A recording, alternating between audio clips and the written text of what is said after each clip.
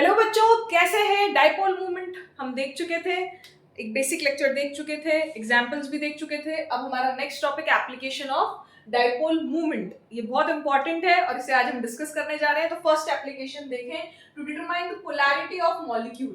To determine the polarity of molecule. Molecule polar है, non polar है, इस बारे में बात करते हैं। तो आपको पता है स्टेरिक नंबर अगर 2 होगा तो हाइब्रिडाइजेशन क्या होगा? sp। sp होगा तो ab2 l0। अगर हम बात करें तो 180 डिग्री बॉन्ड एंगल, क्लियर है, लीनियर शेप। अच्छा, अगर ये दोनों सेम हुए, सेंट्रल एटम के अराउंड दोनों भी अगर सेम हुए तो, और सपोज टू बी बी की इलेक्ट्रोनेगेटिविटी ज्यादा है ए से, तो ये डाइपोल यहाँ, ये डाइपोल का डायरेक्शन यहाँ from positive to negative, from positive to negative, दो डाइपोल्स 180 डिग्री पे, वेक्टर सम क्या होगा? 0। तो mu is equals to 0, non polar. Clear है? इसी तरीके से अगर हम 3 की बात करें तो sp2 ab3l0, तो ये a, ये b, ये b, ये 120 डिग्री, ये 120 डिग्री, ये 120 डिग्री, तो ये trigonal planar, mu is equals to 0, non polar. ये b तीनों क्या होने चाहिए? सेम होने चाहिए। जैसे bf3 है, bcl3 है, तब तो ये क्या आएंगे? तीनों 0। लेकिन सपोज टू बी bf2cl है, दो फ्लोरीन है, एक क्लोरीन है, तो यहाँ डाइपोल मूवमेंट कैंसिल नहीं होंगे क्योंकि तीनों डाइपोल मूवमेंट सेंट्रल एटम से तीन वेक्टर्स हैं 120 डिग्री पे, बट तीनों वेक्टर्स का मैग्नीट्यूड सेम नहीं है। मैग्नीट्यूड सेम नहीं है तो resultant is not equals to 0। कुछ ना कुछ डाइपोल मूवमेंट आएगा, लेकिन यहाँ पे 0 आएगा। इसका एग्जांपल CO2, CS2। क्लियर है? इसी में अगर हम बात करें थर्ड में ही, तो क्या होगा? थर्ड में ही अगर हम बात करें AB2L1 की, तो lone pair ABB, example NO2 minus SnCl2। Clear है? तो NO2 माइनस क्या होगा? ये होगा, और SnCl2। तो इसका सपोज टू बी बी की इलेक्ट्रोनेगेटिविटी ज्यादा है, जैसे ऑक्सीजन ज्यादा इलेक्ट्रोनेगेटिव है नाइट्रोजन से, तो ये डाइपोल्स का रिजल्टेंट यहाँ नीचे जाएगा और लोन पेयर का डाइपोल अबव जाएगा। लोन पेयर का डाइपोल, सेंट्रल एटम पे जो लोन पेयर होता है उसका डाइपोल मूवमेंट का डायरेक्शन हमेशा away from the central atom होता है, क्योंकि ये एक ही न्यूक्लियस से होल्ड होता है, हम बात कर चुके हैं लास्ट लेक्चर में भी। और इलेक्ट्रॉन डेंसिटी क्या रहेगी? लोकलाइज्ड रहेगी। तो क्या होगा? यहाँ पॉजिटिव न्यूक्लियस से बाहर की तरफ इलेक्ट्रॉन डेंसिटी कंसंट्रेटेड है, तो इस तरीके से आपका डाइपोल मूवमेंट का डायरेक्शन होगा। तो नेट डाइपोल कैंसिल नहीं होगा, इसलिए mu is not equals to 0, that is polar. Clear है? तो ये सारे मॉलिक्यूल्स पोलर होंगे। अगर हम फोर्थ की बात करें,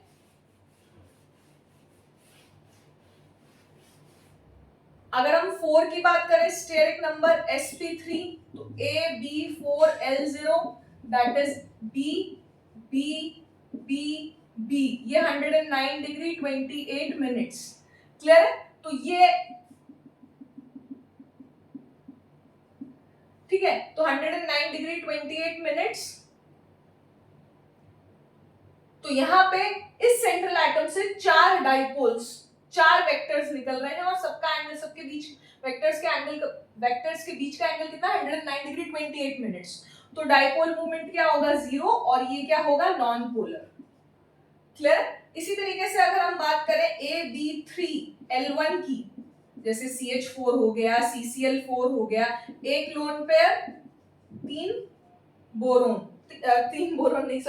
B, तो डेफिनेटली ये B सब सेम होने चाहिए। आप बोलो CH2Cl2 का भी डाइपोल मूवमेंट, तो ये mu is not equals to 0, ये पोलर है।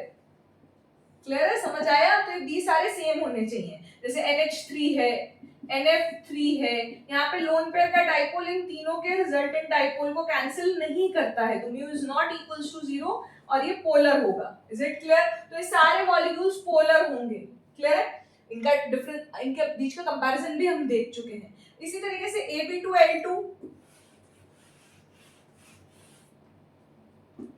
4 में अगर sp3 में AB2L2 की बात करें तो 2 लोन पेयर, 2 बॉन्ड पेयर, इसका रिजल्टेंट यहाँ, तो ये कैंसिल नहीं होंगे। जैसे वाटर हो गया, OF2 हो गया, तो mu is not equals to 0, polar है ये भी। क्लियर है? नेक्स्ट फिफ्थ की अगर हम बात करें, sp3dz स्क्वायर। क्लियर है? तो ये क्या होगा, ab5l0, ab5l0। तो फिफ्थ अगर स्टेरिक नंबर की बात करें तो sp3dz ही पढ़ना है हमें, जो d है वो dz स्क्वायर ही है।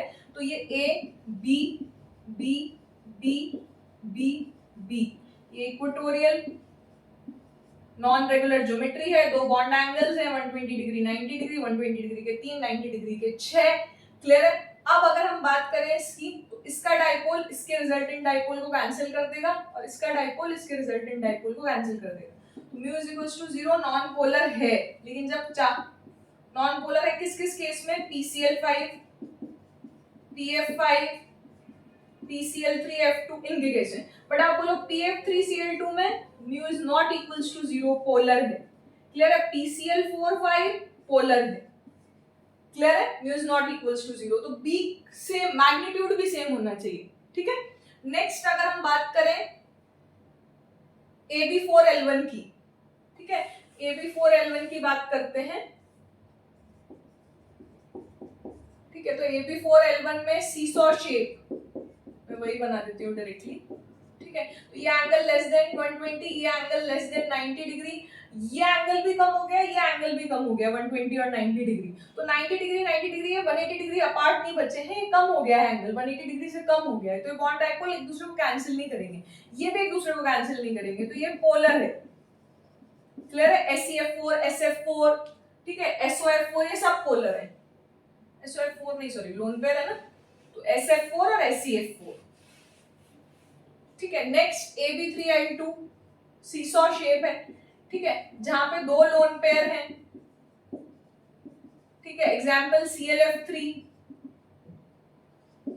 BrF3। क्लियर है? तो इन दोनों का डाइपोल इसके डाइपोल को कैंसिल नहीं करेगा और इसका डाइपोल भी 180 डिग्री पे नहीं है जो कैंसिल करे। तो mu is equals to, mu is not equals to 0 and this is polar. Clear है? ClF3 BrF3, AB2L3, इसकी अगर हम बात करें तो तीन लोन पेयर मिलेंगे, दो बॉन्ड पेयर मिलेंगे, इन दोनों का रिजल्टेंट लोन पेयर का डाइपोल इसे कैंसिल कर देगा, इस B का डाइपोल इसको कैंसिल कर देगा। Example XeF2, mu is equals to 0, non polar. Clear है? यहां तक समझ में आया? नेक्स्ट 6 की बात करते हैं, AB6L0, AB6L0।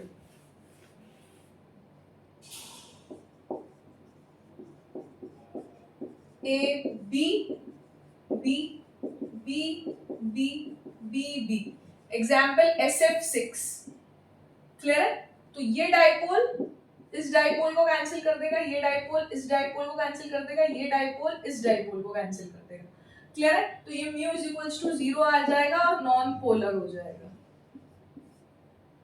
क्लियर है? लेकिन नेक्स्ट AB5L1 एक लोन पेयर है, जिसकी वजह से ये जो बॉन्ड्स हैं, ठीक है, ये जो बॉन्ड्स हैं सपोज टू बी इसी प्लेन में है, ये बी भी इसी प्लेन में है, ये लोन पेयर भी इसी प्लेन में है, दो बी पीछे थे, दो बी आगे थे, तो वो जो दो बी पीछे थे वो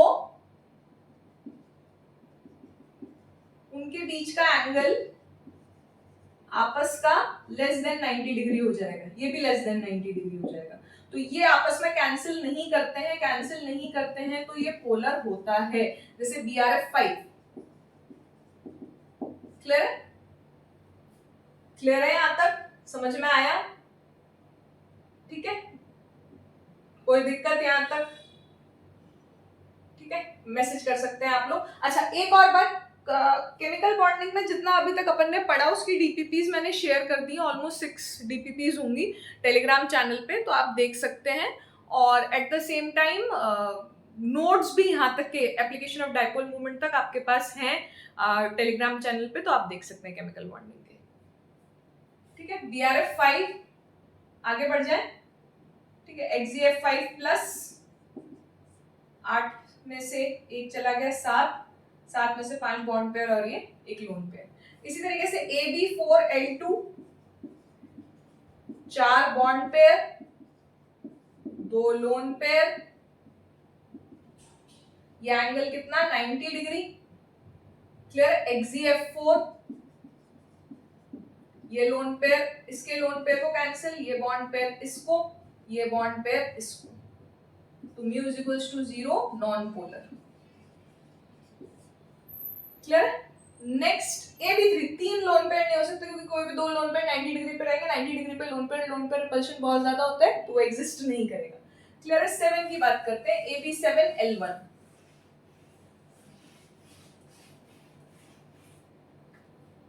7 स्टेरिक नंबर में AB7L0 5 वेक्टर्स निकले हैं एक ही सेंट्रल एटम से अराउंड सेम एंगल 72 डिग्री पे। क्लियर है। तो 72 डिग्री पे तो उनका समेशन क्या होगा, वेक्टर सम क्या होगा उन डायपोल मोमेंट्स का 0 और इसका अबव और बिलो का 0, तो mu is equals to 0, non polar. IF7। Clear है। AB6L1 XeF6 इसका एक परफेक्ट एग्जांपल है। XeF6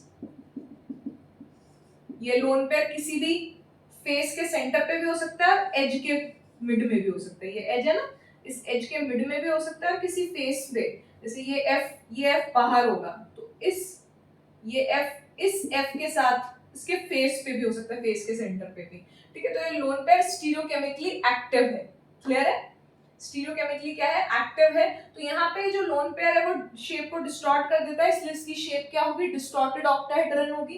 तो बॉन्ड एंगल 90 डिग्री नहीं रहता, 90 डिग्री नहीं रहता तो ये 180 डिग्री पे नहीं रहेंगे, तो ये बॉन्ड डाइपोल्स एक दूसरे को कैंसिल नहीं करेंगे तो कुछ ना कुछ रहेगा, बहुत छोटा सा ही रहे लेकिन बहुत कम पोलर ही रहे लेकिन ये पोलर रहेगा। क्लियर है। And last AB5L2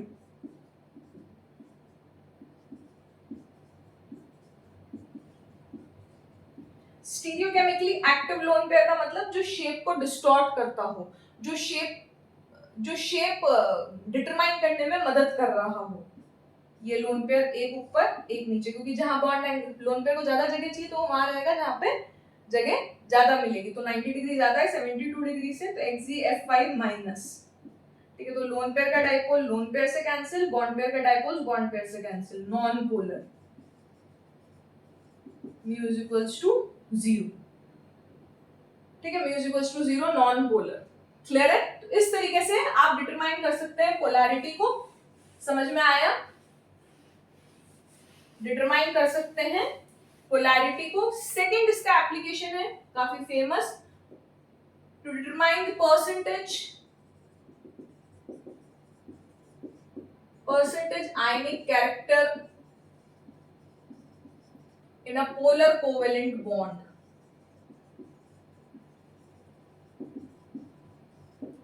Just a minute. Yes, ठीक है। To determine the percentage ionic character in a polar covalent bond. आपको अच्छा, कोई भी बॉन्ड 100% कोवेलेंट नहीं होता।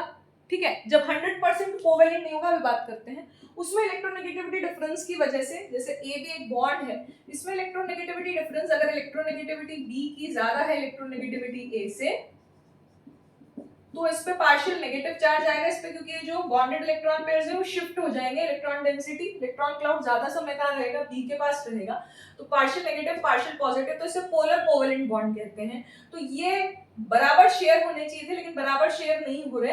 तो परसेंटेज आयनिक कैरेक्टर मतलब आयनिक कैरेक्टर क्या कुछ बढ़ेंगे, मतलब पॉजिटिव नेगेटिव चार्ज क्या होगा, पॉजिटिव नेगेटिव चार्ज क्रिएट हो जाएगा। जहां पे इक्वल शेयरिंग हो रही थी इलेक्ट्रॉन की, किसने दिया, लेकिन इक्वल शेयरिंग के बाद भी वहां पे पॉजिटिव नेगेटिव चार्ज क्रिएट होगा और आयनिक कैरेक्टर डेवलप होंगे। Is it clear.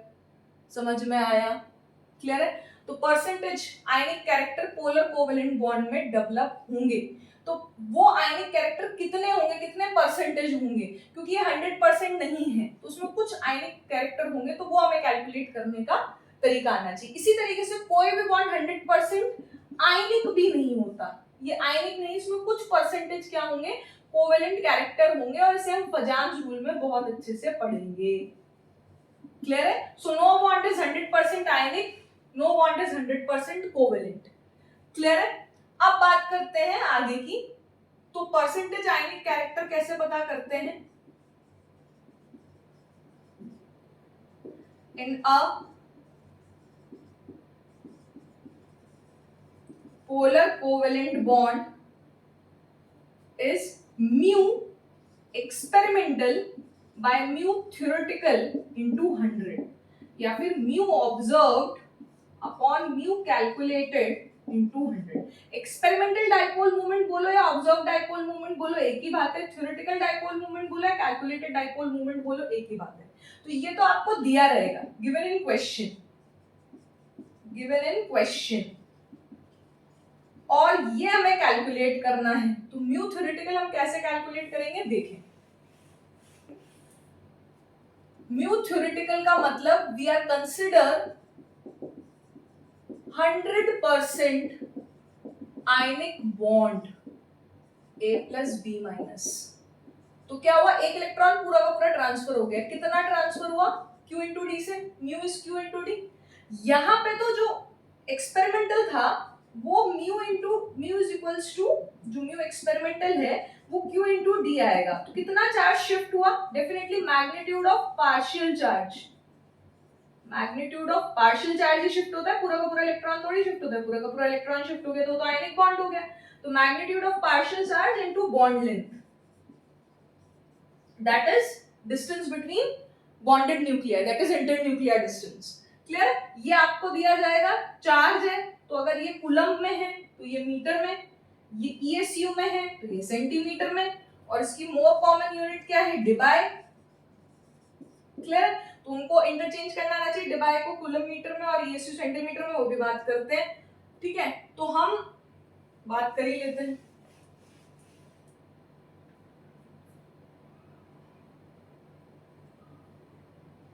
Mu experimental by mu theoretical. तो पहली बात तो आपको ये पता होना चाहिए कि 1 debye is equals to 3.335 into 10 to the power minus 30 coulomb into metre, या फिर 1 into 10 to the power minus 18 ESU into centimetre. Clear है? क्लियर है? समझ आया? अच्छा, चार्ज ऑफ 1 इलेक्ट्रॉन कितना होता है, 1.602 into 10 to the power minus 19 coulombs, या फिर 4.8 into 10 to the power minus 10 ESU. ये दोनों यूनिट, दोनों तक, ये तो सबको याद होता है कि एक इलेक्ट्रॉन पे charge 1.602 into 10 to the power minus 19 coulombs होता है, बट ये याद नहीं होता कि 4.8 into 10 to the power minus 10 ESU होता है। ये भी याद करना है। ठीक है, ये चीज समझ में आई। अब कंसीडर 100%, म्यू थ्योरेटिकल में हमें मान लेते कि इलेक्ट्रॉन चला गया तो कितना चार्ज चला गया, ईएसयू में अगर हम बात करें तो 4.8 into 10 to the power minus 10 ESU चला गया। और डिस्टेंस कितने में, किसमें लेनी है, सेंटीमीटर में, तब हम डिवाइड में, तो एंगस्ट्रम में होता है ये बेसिकली। तो 10 to the power minus 8 centimetre, तो ये हो गया 4.8 into 10 to the power minus 18 ESU into centimetre. ठीक है, ये म्यू थ्योरेटिकल आ गया आपका। इस म्यू थ्योरेटिकल को मैं into D 10 to the power minus 8 d into 10 to the power minus 8 centimetre, जो भी होगा, जैसे 1.1 एंगस्ट्रॉम आई तो 1 into 10 to the power minus 8 centimetre आएगा ना, तो d डिस्टेंस लिखना ना भूलें। ठीक है, तो ये आ गया बेटा आपका 4.8 इंटू डी और 1 into 10 to the power minus 18 ESU centimetre debye, कितना होता है, डिबाई होता है, डिबाई होता है। क्लियर है? तो म्यू थ्योरेटिकल कितना हो, 4.8 इंटू डी डिबाई, जो डिबाई में दे रखा होगा। यहां तक कोई दिक्कत? जैसे एक क्वेश्चन करते हैं, तो एक्चुअली में एक और फॉर्मूला है, क्या है देखते हैं। Percentage ionic character in a polar covalent bond is magnitude of partial charge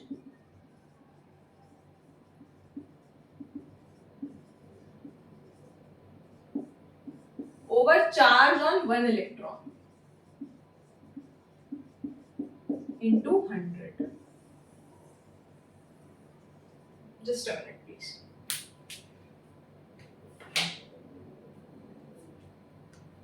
charge of one electron पे चार्ज, क्योंकि डी डी तो कैंसिल हो जाएगा ना. एक्चुअली क्या था, म्यू एक्सपेरिमेंटल, ये था म्यू थ्योरेटिकल, ये आएगा क्यू इंटू डी. वो क्यू की क्यू क्या है, charge of one electron. D यहाँ पे ये क्या था, क्यू इंटू डी, ये डी डी से कैंसिल हो जाएगा वो तो. और ये क्या था, मैग्नीट्यूड ऑफ पार्शियल चार्ज. ये कितना था, चार्ज ऑफ वन इलेक्ट्रॉन. तो magnitude of partial charge by charge of one electron भी बोल सकते हैं. इज इट क्लियर, समझ में आया? तो एक क्वेश्चन करते हैं, उससे आपको समझ आएगा, बाकी आप डीटीपी में देख सकते हैं. जैसे क्वेश्चन है कि ऑब्जर्व्ड डाइपोल मूवमेंट, ऑब्जर्व्ड का नाम सुनते हैं experimental, observed dipole movement of HCl is 1.03 dBi, clear है? And internuclear distance, bond length of HCl is 1.275 angstrom. Calculate percentage ionic character in HCl bond. Percentage ionic character in HCl bond. तो observe dipole movement आपको दे रखा है, clear है? तो percentage ionic character निकालना है, mu experimental by mu theoretical into 100. ठीक है, तो ये हो जाएगा 1.03 डिबाई, और म्यू थ्योरेटिकल कितना आएगा 4.8 इनटू डिस्टेंस. ठीक है, डिस्टेंस कितनी है 1.275 इनटू 100. ये आ जाएगा आपका परसेंटेज आयनिक कैरेक्टर, क्लियर? ये भी डिबाई में ही आएगा. ठीक है, तो ये आपका आ जाएगा ऑलमोस्ट 17%. कैलकुलेट करके देख लीजिएगा, यही आएगा, क्लियर है? अगर आप मैग्नीट्यूड ऑफ पार्शियल चार्ज इस फॉर्मूले से करते तो आप कैसे करते? पार्शियल चार्ज ईएसयू में लिखते, इसको लिखते 4.8 into 10 to the power minus 10, और इसका मैग्नीट्यूड ऑफ पार्शियल चार्ज आप ईएसयू में निकालते तो इसको डिबाई में 1 debye is equals to 10 to the power minus 18 ESU into centimetre. तो तब भी आप इजीली कर सकते थे. Just let me calculate. क्या करते हैं आप इसमें, एक तो तरीका ये हो गया, दूसरा तरीका क्या हो गया देखिए. ठीक है, लिख लिया आप लोगों ने. दूसरा तरीका क्या हो गया, मैग्नीट्यूड ऑफ पार्शियल चार्ज. तो आप क्या करते हैं, mu experimental is equals to magnitude of partial charge into internuclear distance कितनी है 1.275 into 10 to the power minus 8 centimetre. ये ईएसयू में आ जाएगा, डोंट वरी. ये आप क्या करोगे 1.03 debye, 1 debye is equals to 1 into 10 to the power minus 18 ESU into centimetre. Clear है? तो ये ESU into सेंटीमीटर हो गया, ये हो गया आपका Q आ जाता है. और नीचे आपको चार्ज लिखना है 1 इलेक्ट्रॉन का, तो 4.8 into 10 to the power minus 10 ESU है इसी. क्लियर है? तो आप ऐसे करेंगे तो आपको ऐसे भी आंसर मिल जाएगा. क्लियर है? तो इस तरीके से आपका क्वेश्चन कंप्लीट होता है, और इस तरीके से आप आयनिक कैरेक्टर पता कर सकते हैं in a polar covalent bond. Next application.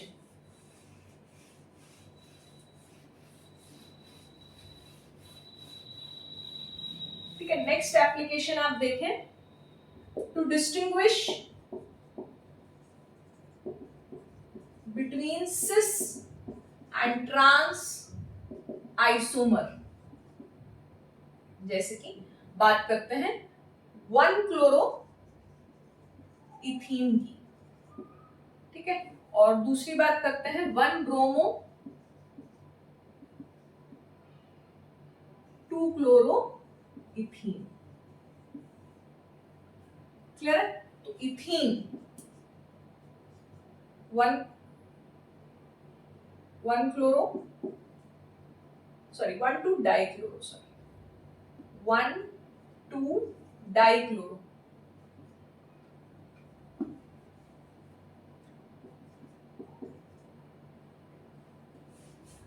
Just a minute, one two dichloroethene. Clear? ये हो गया इसका सिस फॉर्म। इसका ट्रांस फॉर्म क्या बनेगा?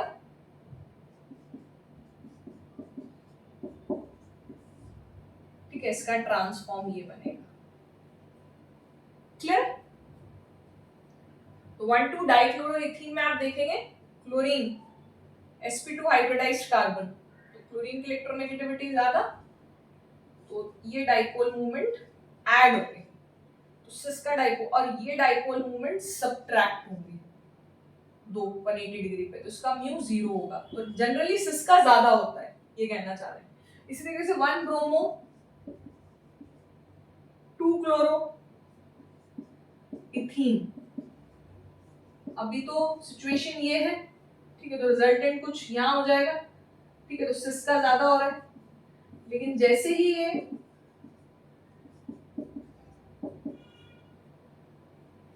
यहाँ चला गया, यहाँ तो कुछ कैंसिल होगा, लेकिन प्रॉपर कैंसिल नहीं होगा क्योंकि इन दोनों की इलेक्ट्रोनेगेटिविटी सेम नहीं है। तो trans mu is not equals to 0, mu is not equals to 0 और सिस का ज्यादा है। Is it clear? यहाँ पे mu is not equals to 0, समझ आया? इसी तरीके से 1 मिथाइल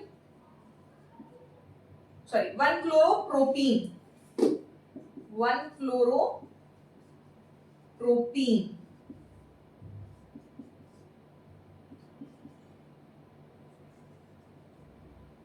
वन क्लोरोप्रोपीन, ये कुछ ये ऐड हो गया, सॉरी, ठीक है।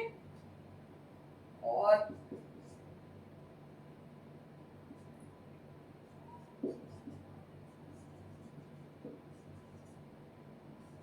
Cl यहाँ पे ऐड हो रहा है, यहाँ पे सब्ट्रैक्ट हो रहा है, कुछ अमाउंट इधर जा रहा है, कुछ अमाउंट इसके पास जा रहा है, कुछ जा रहा है। तो ये सिस है, mu is not equals to 0, ये ट्रांस है, ये भी mu is not equals to 0, लेकिन यहाँ म्यू का ज्यादा है, ठीक है, यहाँ पे म्यू का ज्यादा है क्योंकि CH3 सपोर्ट कर रहा है Cl डाइपोल मूवमेंट को, यहाँ पे CH3 अपोज कर रहा है Cl dipole movement. Is it clear? समझ में आया?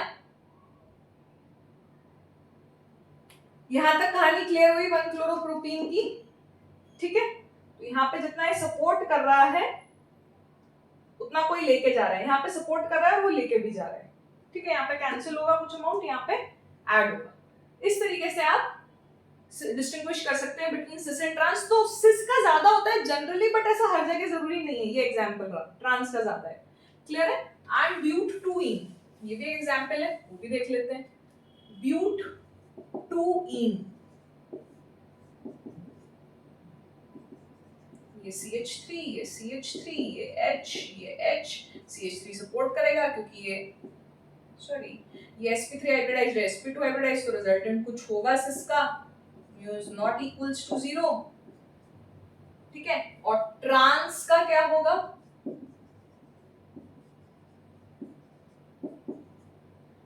ट्रांस का क्या होगा? ये और ये। क्लियर? तो ये तो एक दूसरे को कैंसिल कर रहा है, तो mu is equals to 0 trans. Clear है? समझ आया? एक दूसरे को कैंसिल कर रहे हैं, एक दूसरे को ऐड कर रहे हैं, तो ये ज्यादा होगा। तो ये आप तरीके से सिस एंड ट्रांस कर सकते हैं। नेक्स्ट डाई सब्स्टिट्यूटेड बेंजीन्स की बात करते हैं। क्लियर है? वो बात करते हैं। और fourth die substituted benzenes,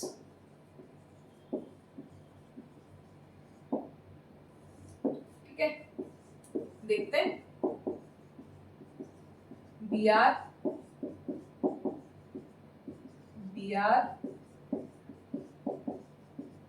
Br 1 2 1 2 3 1 2 3 4 1 2 position पे ortho Meta isomer and this is para isomer. तो डाई सब्स्टिट्यूटेड बेंजीन्स है। ब्रोमीन हेलोजन है, हेलोजन में लोन पेयर होते हैं, सबको पता है, तो रेजोनेंस भी करेंगे तो प्लस एम भी शो करेंगे और माइनस आई, क्योंकि इनकी इलेक्ट्रोनेगेटिविटी ज्यादा होती है। क्लियर? सीएल का एग्जांपल और तो इनकी इलेक्ट्रोनेगेटिविटी ज्यादा होती है, तो प्लस एम और माइनस आई में किसको सपोर्ट करेंगे? इसको सीएल ले लें, दैट विल बी बेटर।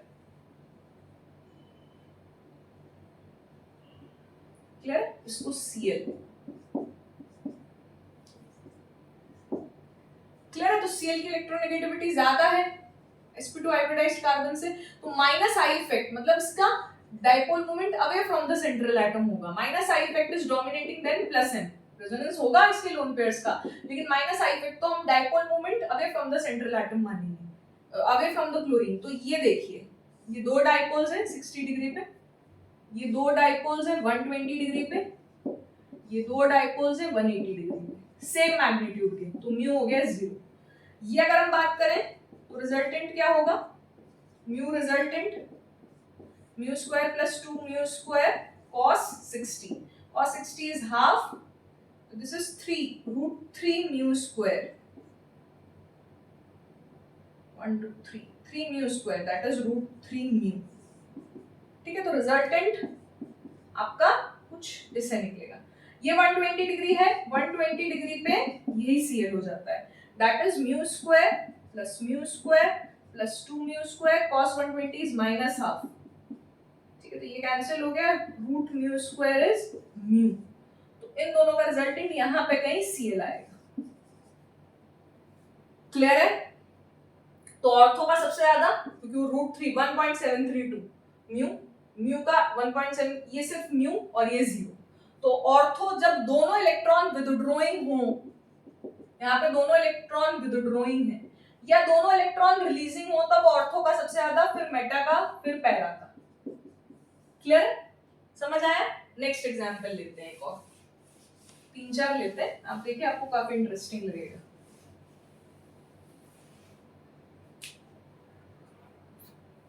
देखिए नेक्स्ट एग्जांपल क्या होगा? ClNO2, ClNO2, ClNO2, ये इलेक्ट्रॉन विथड्रॉइंग है, ये भी इलेक्ट्रॉन विथड्रॉइंग है 60 डिग्री पे, ये इलेक्ट्रॉन विथड्रॉइंग है, ये भी इलेक्ट्रॉन विथड्रॉइंग है 120 डिग्री, ये इलेक्ट्रॉन विथड्रॉइंग है, ये भी इलेक्ट्रॉन विथड्रॉइंग है 180 डिग्री। क्लियर? अब सेम तो है नहीं, तो ये तो कैंसिल तो होंगे नहीं, तो 0 तो किसी में नहीं आएगा, बट सबसे ज्यादा definitely mu square plus mu 1 square plus mu 2 square plus 2 mu 1 mu 2 cos 60 cos 120 cos 180। समझ में आ रहा है? समझ में आ रहा है? तो सबसे ज्यादा किसका होगा? दोनों इलेक्ट्रॉन विथड्रॉइंग है, तो ऑर्थो।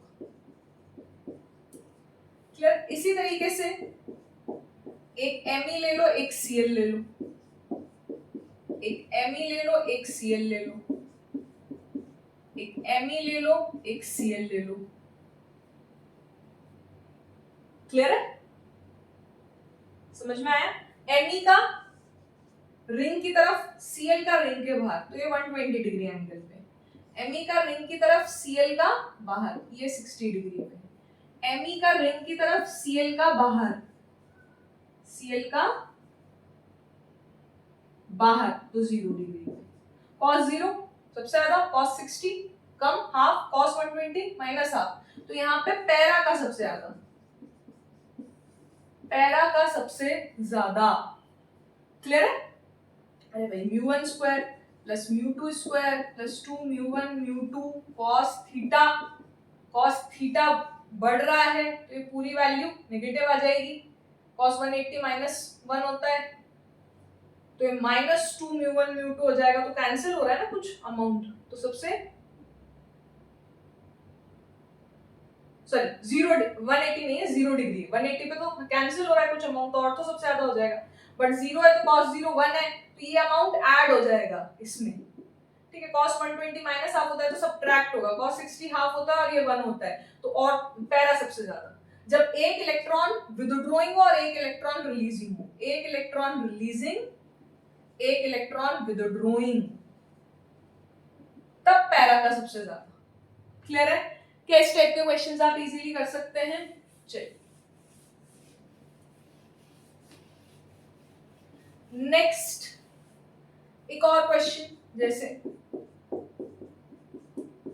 इसका रिजल्टेंट, इन दोनों का रिजल्टेंट कहाँ होगा 120, तो ये डबल हो जाएगा, ये 2 टाइम्स हो जाएगा, यहाँ पे 2 टाइम्स, ये तो था ही सही, और इन दोनों का रिजल्टेंट भी इसी डायरेक्शन में आएगा। क्लियर है?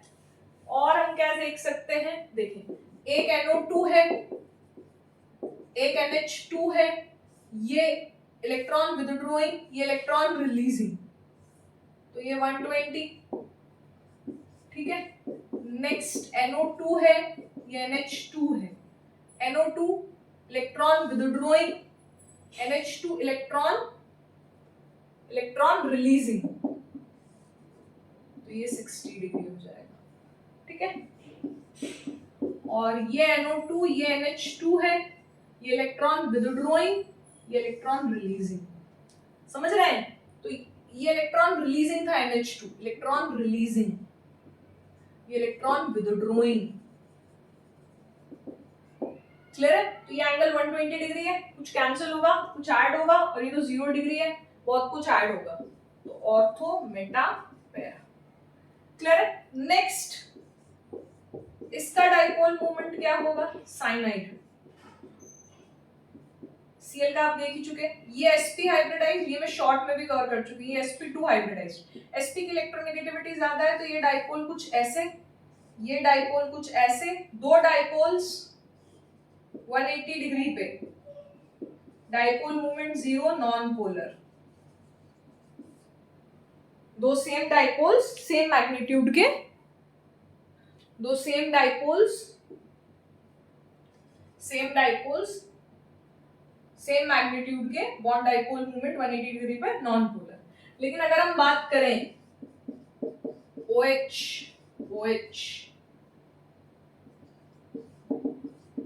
तो मैंने शॉर्ट में भी बताया है, SH वापस से डिस्कस करते हैं।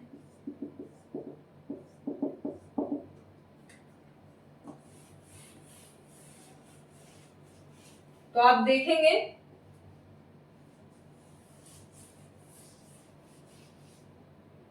क्लियर है, आप देखेंगे कि ये जो है ये बॉन्ड्स, ठीक है, ये sp2 हाइब्रिडाइज्ड है, इसके लोन पे आया रेजोनेंस करेंगे तो ये भी sp2 ही हाइब्रिडाइज्ड हो जाएगा, और ये इसी प्लेन में रहेगा, इसके तो तीनों बॉन्ड्स इसी प्लेन में रहेंगे ना इस कार्बन के, तो ये ऑक्सीजन इसी प्लेन में रहेगा। लेकिन ये OH बॉन्ड रोटेट कर सकता है, और जब सिग्मा बॉन्ड के अराउंड रोटेशन होता है तो उसे कहते हैं रोटामर्स, रोटेशनल आइसोमर्स।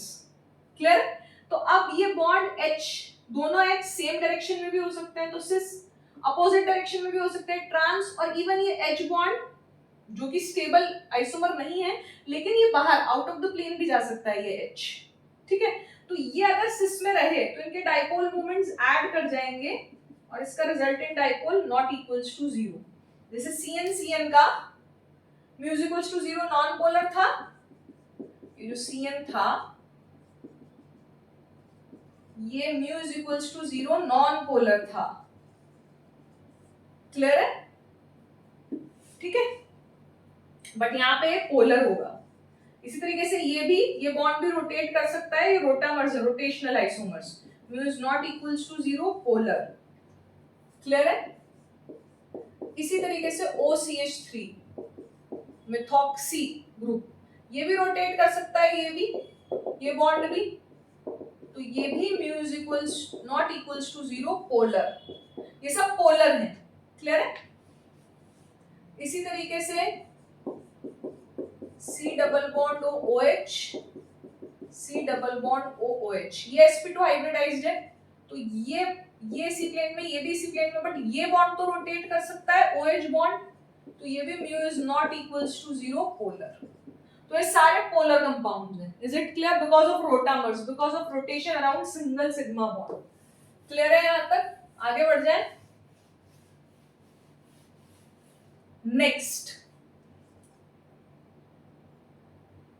CO के बारे में भी मैं शॉर्ट में बात कर चुकी हूं, तो देखते हैं। CO की स्ट्रक्चर कुछ ऐसी होती है बेटा, यहाँ पे बैक बॉन्ड होता है, एक लोन पेयर, एक्चुअली क्या था बना 1 2 3 4 2s2 2p2। क्लियर है? 2s2 2p2 तो 4 इलेक्ट्रॉन्स हुए, 2s2 2p4 क्लियर है? तो ये बॉन्ड बन गए। अब इसका ऑक्टेट तो कंप्लीट है 1 2 3 4 5 6 7 8, बट इसका ऑक्टेट 1 2 3 4 5 6 ही है। इसके पास एक वेकेंट ऑर्बिटल है क्योंकि 2s2 2p2 होता है ना बेटा।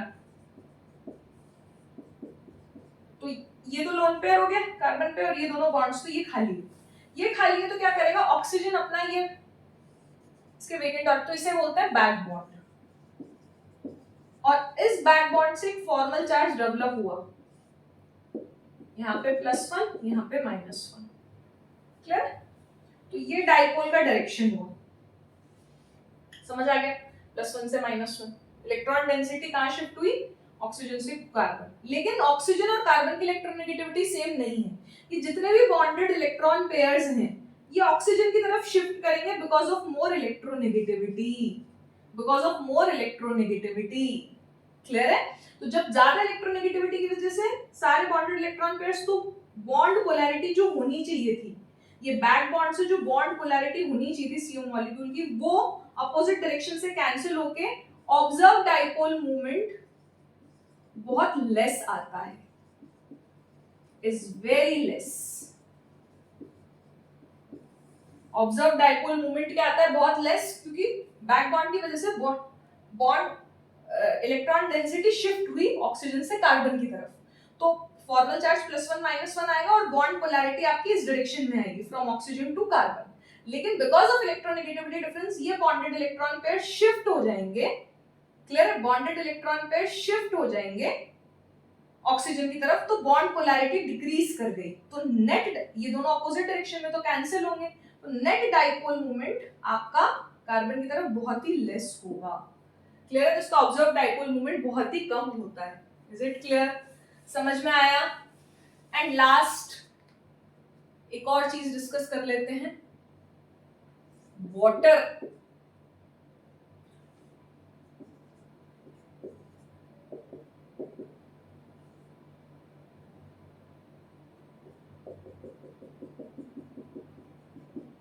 ओपन बुक लाइक स्ट्रक्चर दिख रही है आपको? ठीक है, ओपन बुक लाइक स्ट्रक्चर दिख रही होगी आपको। ठीक है, ये ओपन बुक लाइक स्ट्रक्चर है H2O2 की।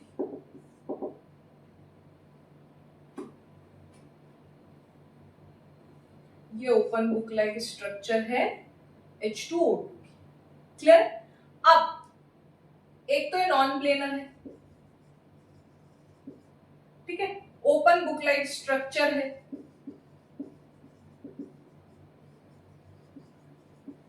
नॉन प्लेनर है और पोलर भी है। पोलर कैसे है? ये दोनों बॉन्ड्स जो हैं, ये O बॉन्ड तो दोनों O के बीच में, तो वो तो नॉन पोलर हुई, बट ये जो बॉन्ड्स हैं वो एक ही प्लेन में नहीं है। क्लियर है? और ये दोनों लोन पेयर्स, ये दोनों लोन पेयर्स को सपोर्ट कर रहे हैं OH बॉन्ड्स। क्लियर है? तो ये पोलर है, mu is not equals to 0, क्योंकि ये नॉन प्लेनर स्ट्रक्चर है। ये OH bonds resultant lone pair के डायरेक्शन में जा रहे हैं, लोन पेयर के डायरेक्शन में जा रहे हैं, तो नेट इसका कुछ डाइपोल